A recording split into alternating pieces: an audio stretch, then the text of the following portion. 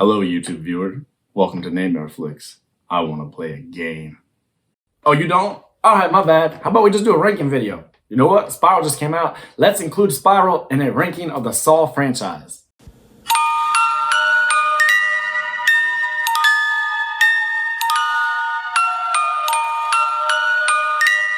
At number 9, dead last place, is Jigsaw, the first attempt to reboot the Saw franchise. You have Spiral, which, regardless of how you feel about it, you can't argue that Spiral tries to take a new avenue. It tries to create a new path to go for the Saw franchise. Can't say that about Jigsaw. Jigsaw is just a lazy rehash of all the plot devices, all the twists and turns.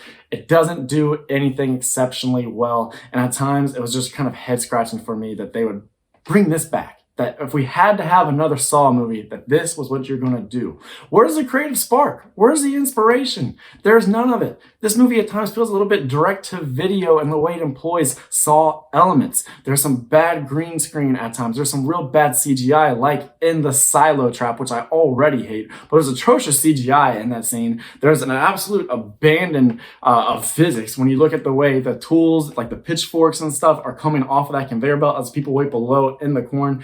They don't tumble over themselves ever. None of them fall flat. They're all set to kill mode somehow, even though it's a pitchfork and it's aiming for flesh, coming down, blades down, full force.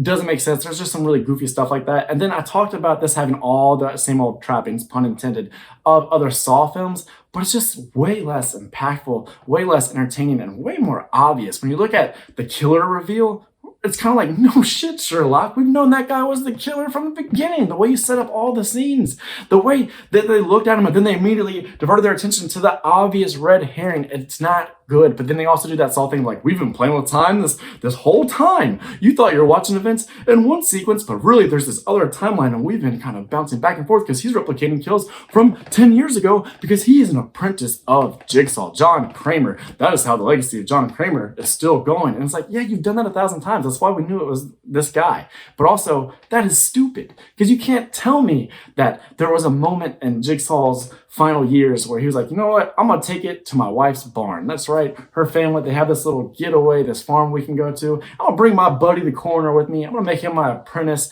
and he will pick up my mantle. You can't do that because we've watched so much damn Saw at this point. There have been so many Saw movies that we've pretty much seen every little last bit of John Kramer's final year. So you can't just shoehorn in this thing where you're like, oh yeah, there's also this time where he was active and he was killing and he had these traps and these traps and he was doing this. Because if that was the case, then why not just make that movie with John Kramer? Why not just give Tobin Bell more screen time, pay up, bring him back for a full-on prequel? That would have been way more entertaining to be like, this all happened 10 years ago, just take our word for it. Yeah, it doesn't really make sense because we've seen all his final years, but it was going on, trust us, and this guy was a big part of it, and now he's your new Jigsaw. No, he's not. At number 8 is Saw 4, which is just a not very spectacular Saw film. In fact, it's really quite dull and boring at points, and that's because they now have to go off of Saw 3, which had this fantastic ending where you're like, oh my God, John Kramer's dead. Thou es shooketh. What are they going to do now? Where do we go from here? There was such potential. Could have got really creative, done a lot of stuff, and what they came up with just didn't end up being too entertaining. Like I said, it's dull. The way they go back to flashbacks and the flashbacks just keep on going. They span for forever. It feels like it absolutely destroys the pace of this film. Some of the traps are all right. Most of them, not so much. Not very memorable. This is one of the most forgettable entries in the entire franchise to me. And then we get new characters like Strom, who he's all right, but he's also very bland. There's not a whole lot of depth there. He feels like a character that a show like Law and Order, NCIS, one of these cop procedurals, would be like, yeah, we can use him. He's hard charging, but he's also not that interesting that audiences are going to latch onto him. So he can just kind of pop in occasionally, maybe like 2 times a season. But yet he's going to end up being very important in this movie and the next one. Then you have freaking Hoffman. And Hoffman is just the most obvious bad guy of all time. I know I really harped on that with Jigsaw, but it's worse with Hoffman because it's like, no crap, this guy is evil. You're talking about the guy just shooting daggers with this glare the entire time. The guy who is snarling all of his dialogue that kind of reveals he's a bit of a fanboy of John Kramer. And then the way that he just is, his demeanor, he's practically twirling a mustache that he doesn't even have. He's just so ostensibly bad. There's just a whole lot bad here with Saw 4, but the worst of it is the way that, again, it plays with time. Because one of the big twists here is that you think you've been watching this one movie the entire time, but guess what? Those events weren't happening when you thought they were. They were actually happening simultaneously to the third film. What? And as an audience member, you're just like, dude, you didn't make my jaw drop. You just made me feel like I got smacked in the face. What a way to end a film. I slogged through this entire runtime for that. Not a fan. And then the fact that they did that and they employed that type of trickery so poorly, it set a really dangerous precedent for later films. And I really do feel like some of the weaknesses of Saw 5, 6, 7, it's because they're working off of what Saw 4 created for them. Sometimes they do a great job making the best of it. Other times they just can't overcome the hurdle. At number 7, it is Saw 3D or Saw the Final Chapter. But anytime you see 3D attached to a horror film, you know it's probably going to be bad. I'll say that My Bloody Valentine in 3D, that's actually a pretty good time for a slasher flick. But outside of that, I'm not a fan of these 3D horror films. And this is another one that is just not that great. And also it's the final chapter, which also in horror just assures you that it most definitely is not the last one. And it wasn't. It's okay. It has its moments, but man, does it have a lot of problems. I mentioned direct-to-video quality for Jigsaw. This one maybe feels the most direct-to-video because there's some of the most obvious green screens of the entire franchise within this film. Some really poor CGI, weird digital blood. This is a franchise that is kind of like got this reputation of being torture porn, which means effects and gore are quintessential, and you're going to cheap out and go digital on us. You cannot do that. You cannot do that to a fan base that is going to show up for the final film and a franchise running this long. Those are some dedicated SOBs, so you got to pay it forward and give them actual practical effects and good gore. So that really did bother me. Other than that, I do like that they have this character who's pretending that he had a run-in with Jigsaw and his games, that he is a survivor. It's a cool way to breathe new life into a rather tired franchise at this point, but it just can't get out of its way with needing to be a crazy plot twist, bringing back Dr. Gordon. I don't know, I hate that because the first film is so great and it feels so hopeless and nihilistic when you see him crawl out of that room missing a foot. He's losing so much blood. He almost looks like a freaking zombie. He's so gray and just out of it. He can barely speak. He seems absolutely hopeless. He's gonna die. And that seems like a triumph for this new icon, Jigsaw, that, you know, no one's escaping his first film. It feels like he's breaking ground. And now you're pretty much going to, after all these movies, be like, nope, he survived. That's right. He's actually been helping all along. Isn't that awesome? No, it's not. And also about him showing up and being there for like the little meeting. As soon as you see him, you're like, oh God, I know what they're going to do. I know what they're going to do, because you kind of have to, right? Because it means so much to this franchise. It means so much to that first film that you can't just bring him back and have him be like, I know you're lying. I know you're a faker. I know you didn't know Jigsaw. It's not going to end there. So you know he's going to show up at the end and they're going to kind of retcon your preconceptions of what happened at the end of the first Saw. And that's just never a good idea to me. So that's why this film doesn't fare too well in this ranking. At number 6 is Saw 5, and I mentioned that the relationship of Foyle, Strom, and Hoffman could be a bit tedious and that I wasn't the biggest fan of these gentlemen. So imagine my glee at realizing I was going to sit through an entire movie that was just about these two.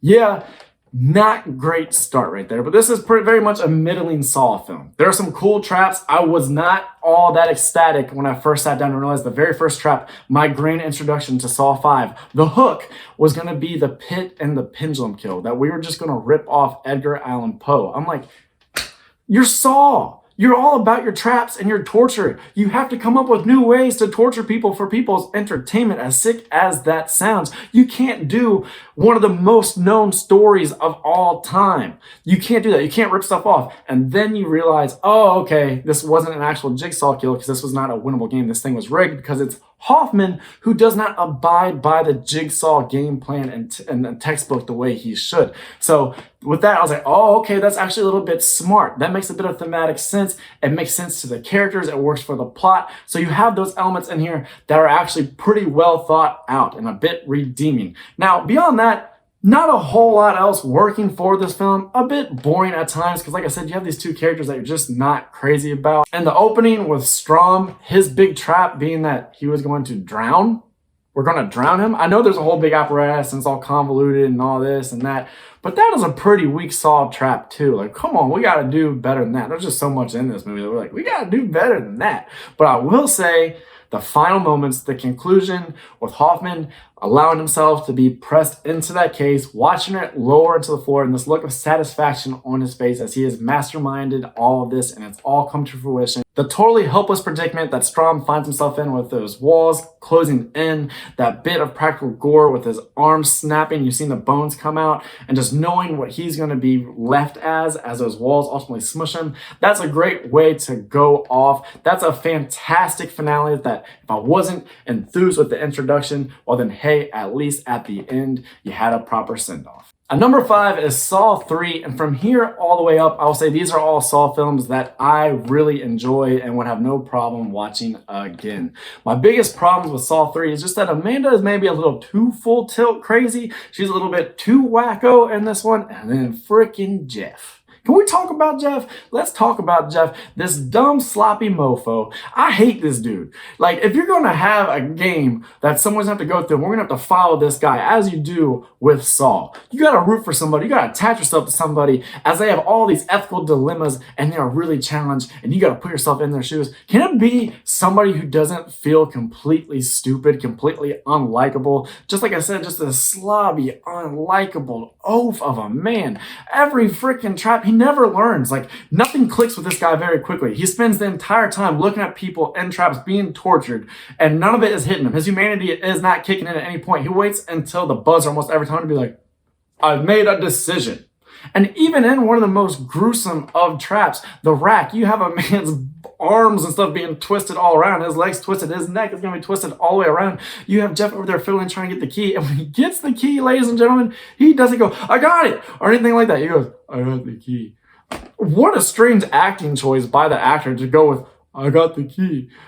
Just the way he reacts to everything, it bothers me, and he is so slow to do everything in this movie. Like I said, Jeff just feels so hopelessly dim, and it makes it really hard to watch him and him to be our dude, that we're supposed to be Jeff is supposed to be a stand-in for us, rather, and that is our hero. That is the guy that we're like, come on, Jeff, you can do the right thing. After a while, you're like, Jeff, I got no faith in you. I don't know how you tie your shoes, man. And those are my problems with Saw 3. Other than that, fantastic. Some of the best torture in this entire franchise, a franchise known as torture porn. If that's what you're coming for, you're coming for gore, come for Saw 3, because I think that the whole torture porn thing really does begin with Saw 2, and it explodes with Saw 3. This is one of the most grisly, gory, most creative employment of traps in all of the franchise. So that is why Saw 3 is so high for me. And then the medical gore here, that procedure, that like backyard, basement, garage, brain surgery, that is gnarly, disgusting stuff. And it makes me uneasy every time I watch it. It's a highlight of the film for me because you have all these gnarly traps that are just so grisly and out there and mean-spirited, but yet they can't contend with just watching somebody trying to do a quick brain surgery on somebody with crude tools. At number 4, it is the new one. It is Spiral. I'm going to go ahead and defend Chris Rock. I know a lot of people were not happy with his acting performance. They thought it was way too much. It was over the top. It was too loud. I didn't mind it. It's Chris Rock doing Chris Rock. And I bought it. It made sense for this character and the way they fleshed him out, all the stuff that they gave him, his backstory, his role in that police department, his relationship with his father, who's a very big, bold, strong personality, and Samuel L. Jackson. I mean, Samuel L. Jackson, Chris Rock, think about that. This is by far my favorite cast in the entire franchise, and this movie is just so goddamn sleek. It's beautiful. The cinematography is fantastic.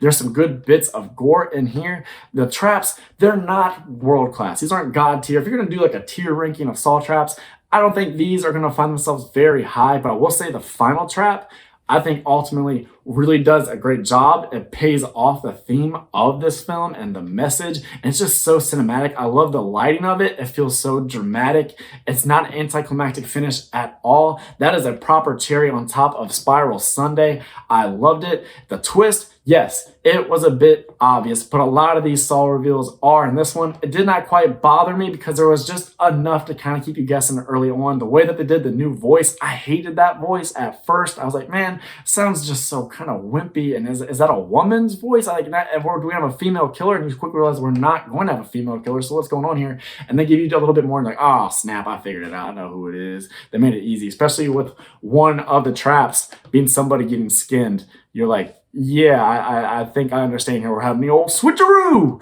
So that's not great. But the fact that this is such a thematic, beautiful movie with a strong cast, wonderful performances, a few good traps here or there, and some real intrigue, and it felt like a callback to the late 90s, early 2000s, and those type of dark cop films, detective movies like The Bone Collector. I loved it. At number 3, it is Saw 6, and after Saw 4, Saw 5, I was like, oh man, poor me, how am I going to get through this? So man, was I relieved when I watched Saw 6, and I just had a fantastic time.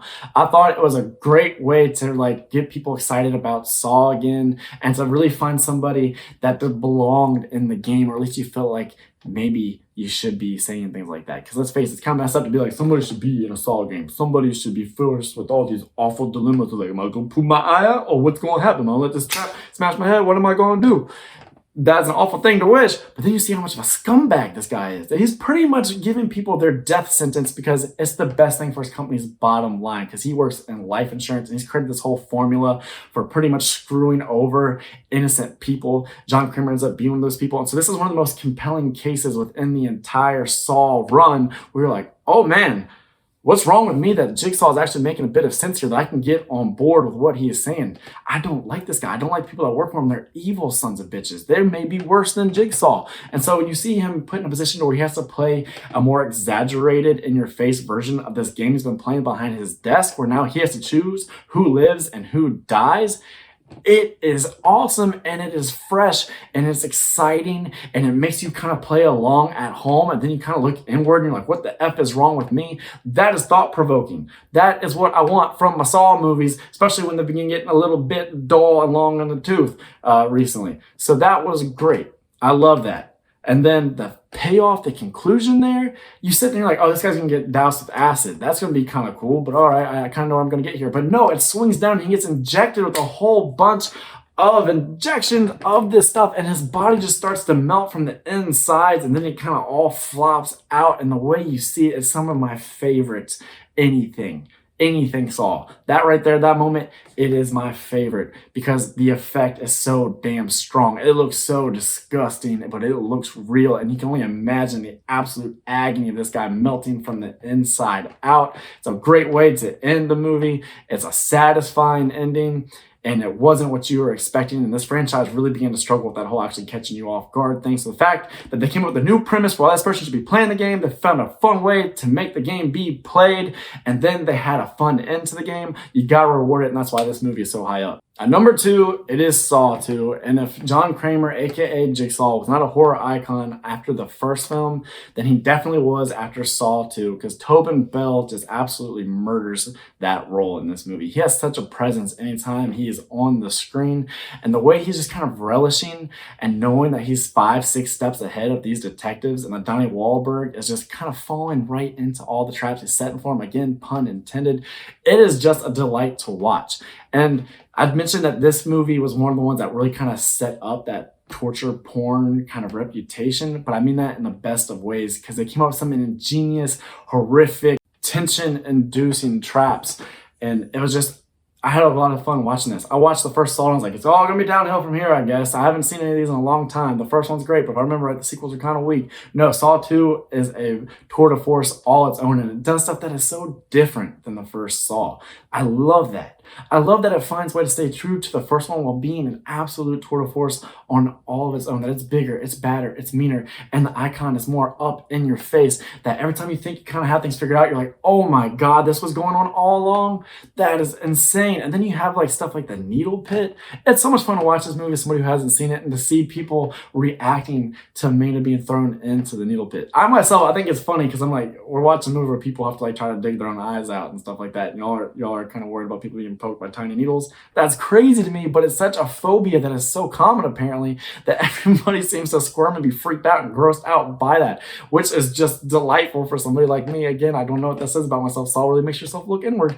But like I said, there's so much about Saw 2 that is just so gratifying, so much fun, so, I don't want to say scary, but it is intense. It is one of the most intense Saw movies, and it earns all the props it gets. I'm very happy to put it up this high. And number one, it's the first one. It is Saw. I consider this a landmark horror film because it really did change the game. We talked about torture porn. You wouldn't have that without Saw, and you wouldn't have it without Hostel, but I'm going to put Saw at the top. I think it just has a way bigger legacy, way bigger reputation, and that damn plot twist. Everybody remembers the first time they watched this movie because that is an all-time great plot twist. Because you're like, I thought that dude laying on the ground was just an also run. That was gonna be some guy credited as like dead guy. No, dead guy isn't just an actual character. He's the mastermind. He's the villain. He is the new horror icon that is gonna be so important to all these sequels that are gonna come later. He changed the path of horror as we know it because we're getting all these generic pretty faces and slasher flicks that were just kind of tired and dull and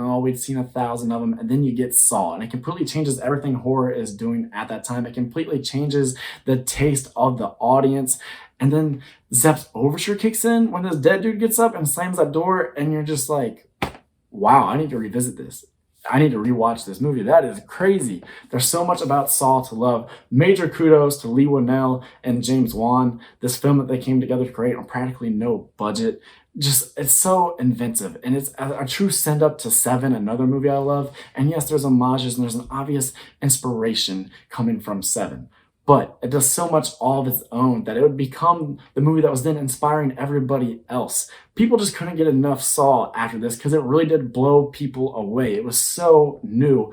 And I don't think it gets enough credit because it has this grisly torture porn reputation. That first movie in no way is torture porn whatsoever. So put some respect on Saw. This is an all-time great horror film. There, I said it, and that is why it's obviously the best Saw film as well. So there you have it. There is how I rank the Saw franchise. Be sure to comment down below your ranking. What is your favorite Saw film? And what's your least favorite? What was the hardest one for you to get through? What's your favorite trap? All that good stuff. I'll go down there and talk to you all about it. Other than that, you have a fantastic day. I'm Nate from natemareflix saying that's a wrap.